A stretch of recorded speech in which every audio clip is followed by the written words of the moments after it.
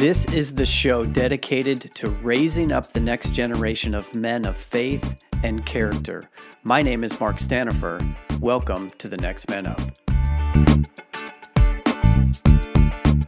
Well, hey guys, welcome back to the Next Man Up podcast, where we are about raising up the next generation of men, because when boys become healthy and godly men, everyone benefits. My name is Mark Stanifer. So good to be with you as always.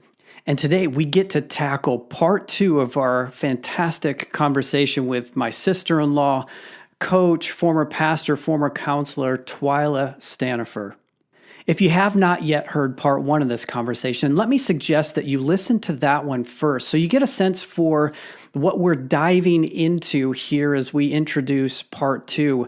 As we were talking about healthy manhood and how that raises up and raises up the women in our lives and improves our relationship with them. In today's conversation, the second half, we really get into the work that Twyla is doing today to help people uncover how their beliefs and assumptions about God, about themselves, about others around them really influence their actions and their results. And specifically, we get into how dads, how you men can help your sons to navigate well through this so that they can grow up to be healthy men. And we all know when we have healthy men, the world is a better place. And so I'm so thrilled to bring you the second half of this great conversation that Josh and I had with Twyla. And so let's just get right into it. Here is part 2 of our conversation with Twyla Stanifer. So you haven't used this word yet, but what I hear in a lot of what you're talking about, and it squares at the heart of the work that you're doing today, is helping people, and we're talking specifically about men here, but it's broader than just men. Helping men, helping people to find security and confidence in their identity, and to know where they are, so that those moments that would otherwise create threat or create that fear they just don't have the same power. So you call this the work that you do, you call it heart coaching. Talk about that for a minute, and what you're doing and where you're going with that.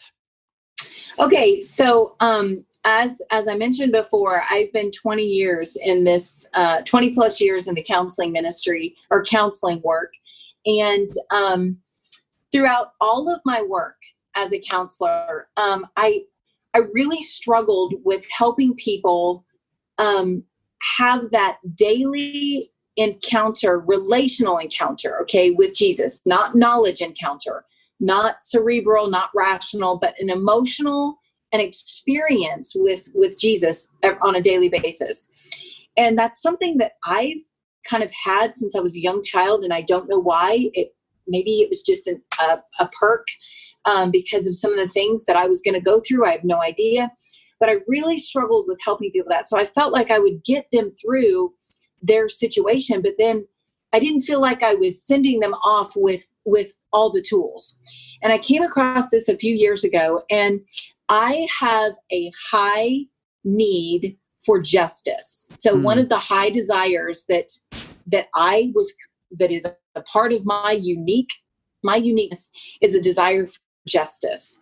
And so with a story that has incorporated a health journey that's been crazy and resulting in infertility and us not being able to have children and losing a brother at the age of 9 in a very sad way, things like that.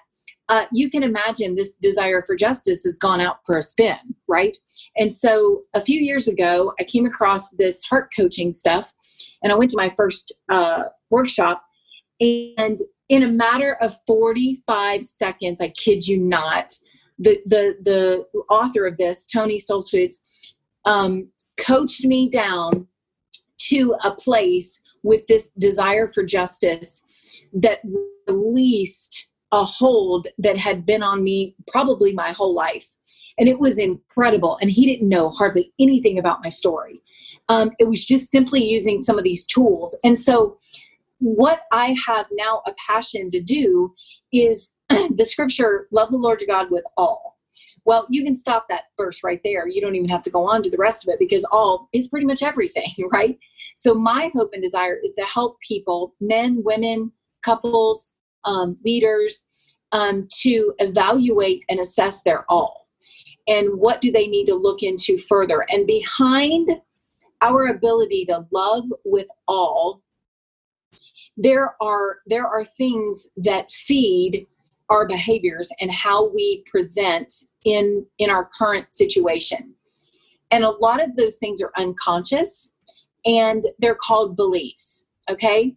We all operate out of a system of beliefs, and they are based out of emotional memories. They're based out of experiences. They're based out of, we do it that way because that's the way we've always done it, generations. And I have found that if I can help people identify the belief behind what's going on, then they can, number one, assess the belief and see if it's actually true. If it's not, they can redefine the belief, right, with God's help and with wisdom and input from others. And then they can begin operating out of that new belief. So an example of that would be, I just met with, and I'm going to use an example of somebody else, a male, so that it'll make more sense here. But I was speaking with a male client, and there was a belief that if he yelled at a woman, then he, that's unforgivable. That's you can't do that. I mean, this is just not okay. And I said, boy, that sounds like a belief statement. I wonder if that's true. Let's take a look at that and see if that's true. And so we sorted through that, and it was connected to some other things from his, childhood and growing up and things like that. But as it turns out, that belief was not true. So with God's help and with some coaching and some outside encouragement, he's able to rewrite that belief and now wants to begin operating out of that new belief. And what I found with men is that, men in particular, because you all are so incredibly able to keep things in that rational brain and use them to the best of your ability. And unfortunately, some of those beliefs are not correct. They're not true. But if we believe that all women are emotional wrecks and you can't have a conversation with them when they become emotional, then that's going to affect your relationships if you're operating out of that belief. If you believe a man that doesn't work 75 hours a week isn't a man, then if you're operating out of that belief, then you're going to project that on all kinds of things, and that could be a dangerous belief. If you have a son that doesn't go into the same career that you have, that you're a failure, that's a belief that needs to be challenged. So I think that understanding our hearts, understanding our deep desires, like for me, a desire for justice, and inviting Jesus to fill that desire rather than trying to get a spouse or a job or a shopping spree to fill a desire. But learning those tools. So that's kind of where my work has led me now, is I can't have a conversation too often with people without hearing belief statements in what they're saying. Because these belief statements can be absolutely debilitating, or they can be life-giving, depending on if they're true and if they're based in truth. So yeah, I think and I do think our young boys that we're training up to be godly men and healthy masculinity, they pick up beliefs from day one. And, that is a risk. That is a challenge. That is a weight that our dads, particularly our moms and dads particularly, carry with their children, is helping them create their belief systems. Do you find that there's been a shift towards unconsciously believing things from previous generations, or has it always been this way and we're just now realizing it? I think it's probably always been this way. Yeah, I think it's just been ongoing. We form beliefs out of experiences. We form beliefs out of we make vows. Vows are another form of beliefs. So if somebody does something to us, they're never going to do that to me again. I will not let someone ever do that to me again. That's a vow. Those are very dangerous. But yeah, I mean, it's been going on for generations. I mean, you'll meet people and they've been making the turkey a certain way for Thanksgiving for 90 years because that's the way grandma did it, when she first came to America or something. I don't know. I mean, it's just crazy. The way that we will fall into beliefs and what we do based on history and what we think is okay, which is scary with our culture today. Correct. I mean, if our kids are picking up beliefs from the culture about relationships and how to treat one another and how to work together, boy, in some places and spaces, that's a scary thing. Yeah, especially when you tie that to the question that we often ask in this context as what does it mean to be a man? Yeah. And, what have you picked up at home? What have you picked up in media? What have you picked up in the hallways at school or in the locker room? Twyla, I feel like you're connecting words that for many of our listeners have never really been connected before. This idea that there are these belief systems that we have in place that then create the actions or the reactions that we have in different circumstances or how we show up. And it's almost like what you're saying is there, because of how we've been shaped up to wherever we find ourselves today, we have a bit of a default operating system. And you're shining a light on that operating system and saying, well, here's some programming. Let's call that a belief. Here's some programming. Let's call that a vow. And creating this awareness moment for guys for anybody, but in particular here for men to be able to say, I didn't even realize I was doing this or where it came from. And I feel like it's like taking keys to the handcuffs and just unlocking people at that point. Right. Well, and I will tell you, one of the most powerful things, Mark, is for someone to stop and take a look at how they truly view God. That's a part of our belief system, right? And we operate out of that. So if God is an angry guy, if God is if he's just, we're pieces on a chess game and he does whatever he wants kind of God, or is God a loving God? Is God okay when I cry? Is God, that is one of the biggest things that if I could encourage men to start in one place, that would be a place to start, is to start asking yourself, how do I view God?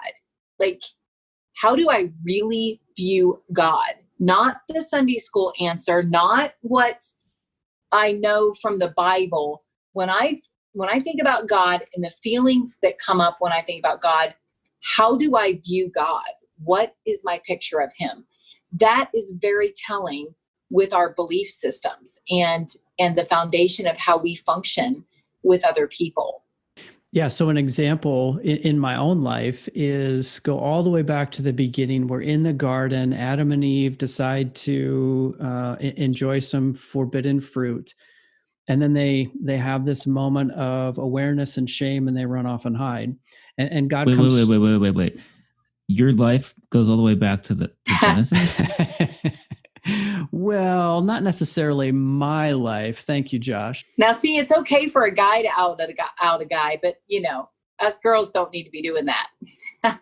Well, I'm used to it from you now, sister-in-law. So I would have been able to take it. So God comes walking through the garden that evening, looking for his creation, and he asks a question. And the question is simply, where are you? And I think, Twyla, what you're saying is you can hear that question in a number of different ways, depending on your belief about God. It can Yes. be, where are you? Like threatening and angry, or it could be on the other end of the spectrum. Where are you? Where did you go? Where it's still in control and it doesn't emasculate God, if you will, but it's softer and it's more of like, I'm looking for you and I can't find you. Where are you? Right. And I think, Mark, you just brought up a good way for us to begin asking ourselves how we view God is, so on your worst day, like a day you were kind of a jerk to your family, you screwed up something at work, you said you were going to do something and you didn't do it, you forgot to pay a bill, whatever. I mean, a day where it's just, you're the best picture of yourself that day. How you approach God that day will give you some insight in how you view God. In other words, are you hiding from him? Do you like act like he doesn't exist that day? Do you cry on his shoulder? Do you ask forgiveness 15 times? I mean, that's a good way, Mark, just with that story, that's a good way to begin asking that question, how do I view God? Because that is a great example of how we hear his voice. And it's probably worth stating that this is an exercise. What you're talking about is an exercise that is available and beneficial for anyone regardless of where they are on their spiritual journey. Absolutely. Yes. I'm of the thought that God wants a relationship with us first. He wants us to belong before he cares about how we behave.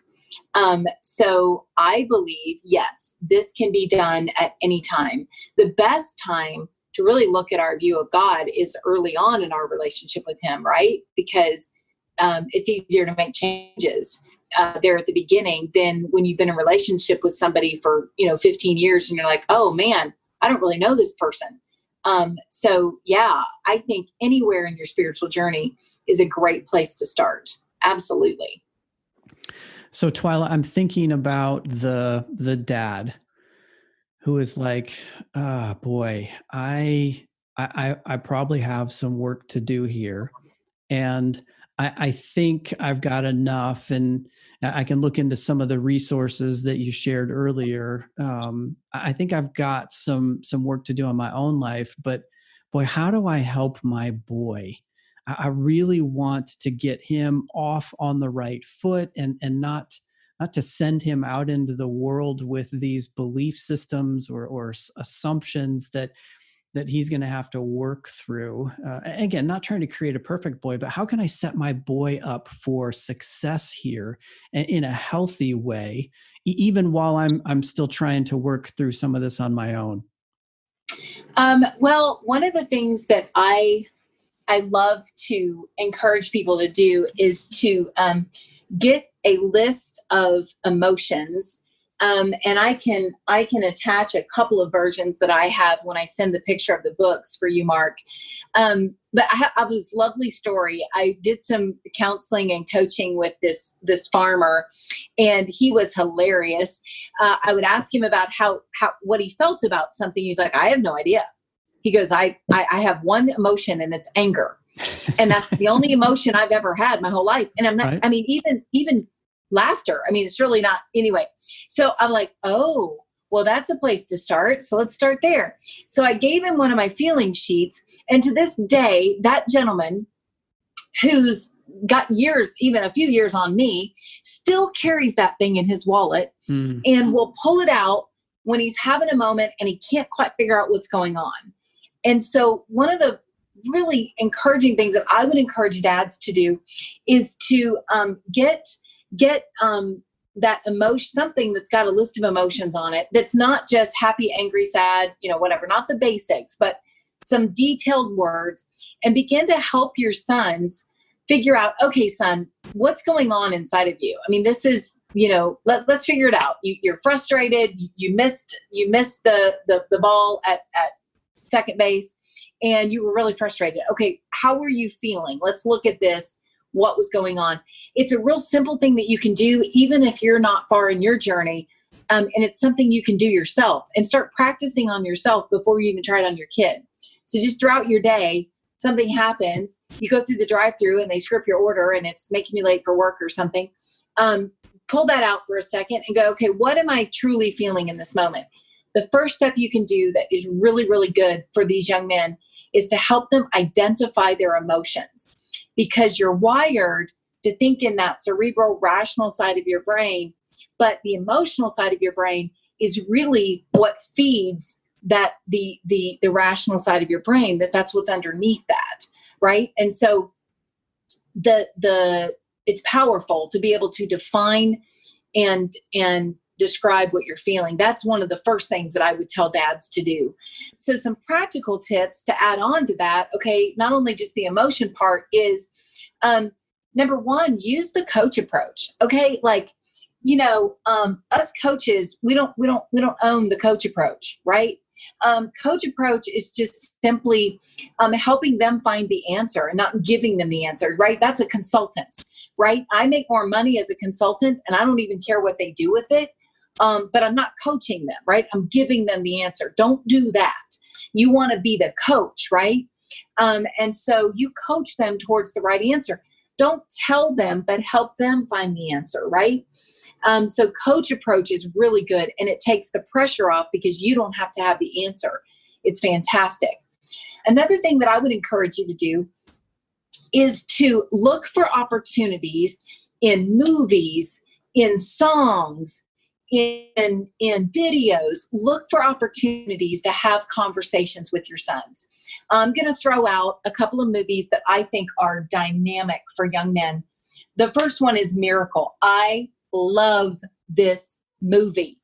And if I was following you dads around and I would see you have an incredible moment with your son that is, just helping him become the man that you want him to become, I would have a whistle in my mouth. I would blow the whistle and I would say again. Again. Now, if you've not seen the movie, you won't understand that phrase. But the movie is all about the reality that we're not training for a fight. We're training for an ongoing fight. We're training for the long haul, not just a fight, a battle. We're training for life.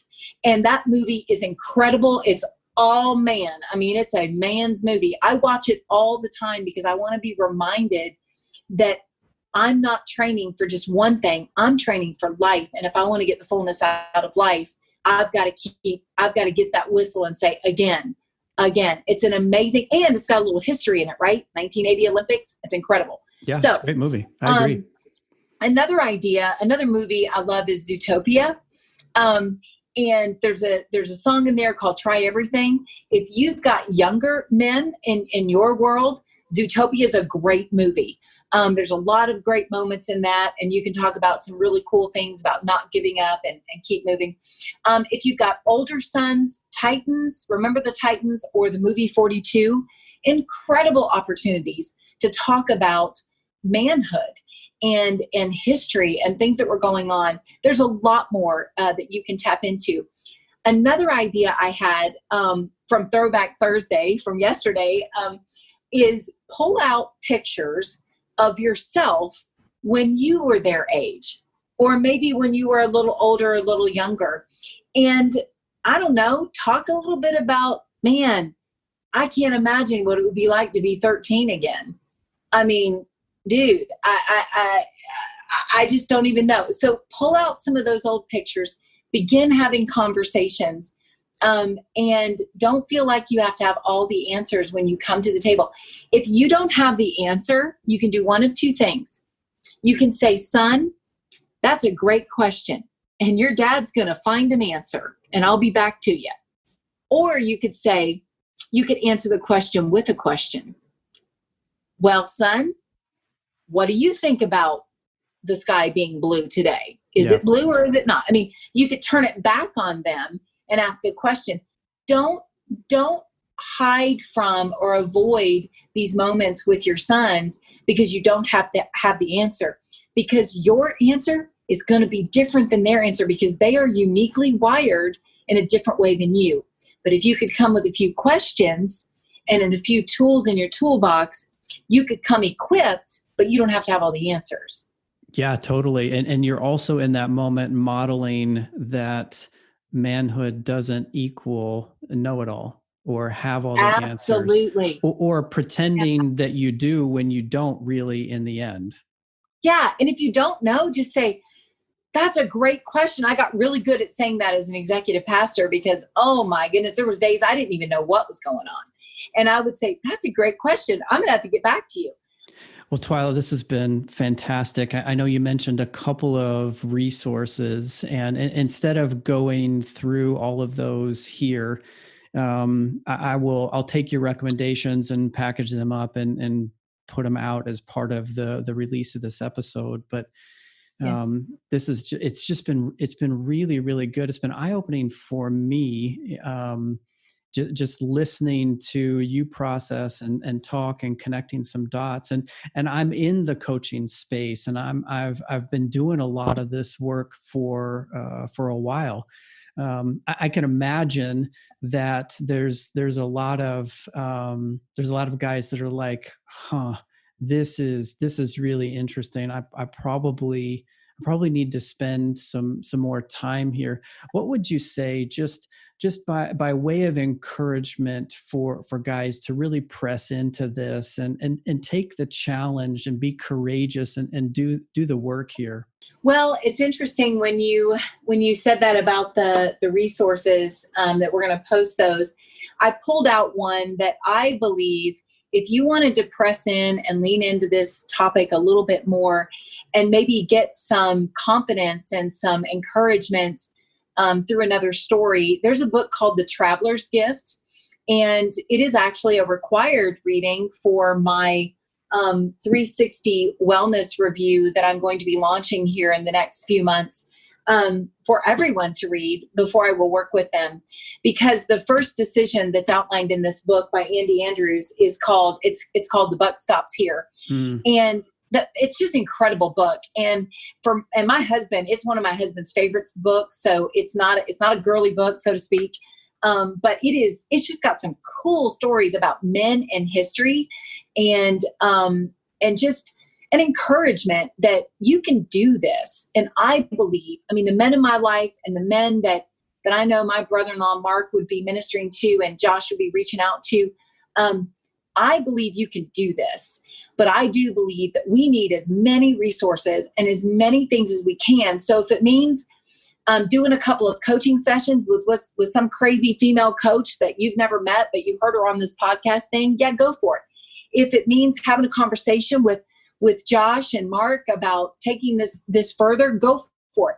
If it means reading a book or listening to something that you've never done before, go for it. Get outside of your own self a little bit and get some confidence and some encouragement, because you absolutely can do this. You were created to do this. God called you to do this, and it's an absolute privilege.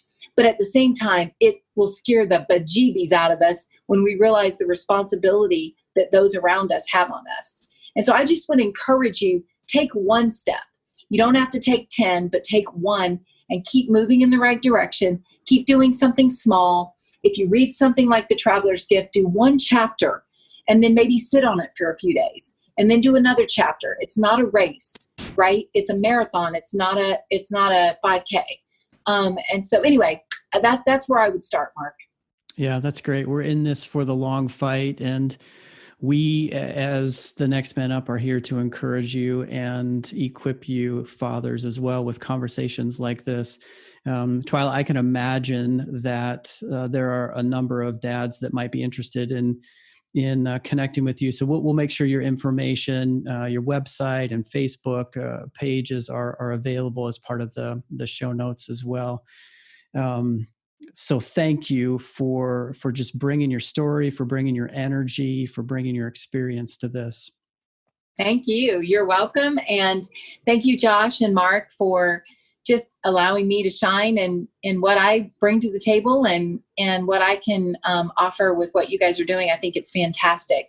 And I'm glad that there's things like this happening out there. So thank you very much. So dads, as you're processing this conversation, it's been about an hour or so. If you've made it all the way, you get to this point, and here's that question again. So what?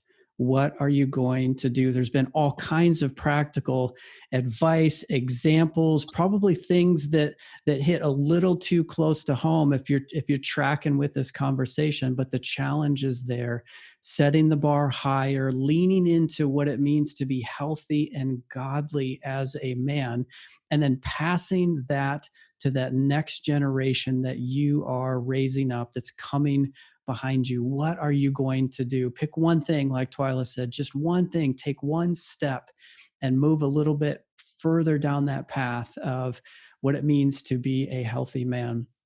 If you have questions, if you have feedback, if you got any comments related to this episode, or you just want to connect with us, you can get us at feedback@thenextmanup.com, or you can find us on our Facebook page. NMU Journey is the handle there. We'd love to interact with you, connect with you, and continue to encourage you on your journey. Okay, Twyla, once again, thanks for being with us. Josh, thanks for being my co-host today, and for helping me fly this episode. And listeners, as always, we will catch you next time. Until then, adios.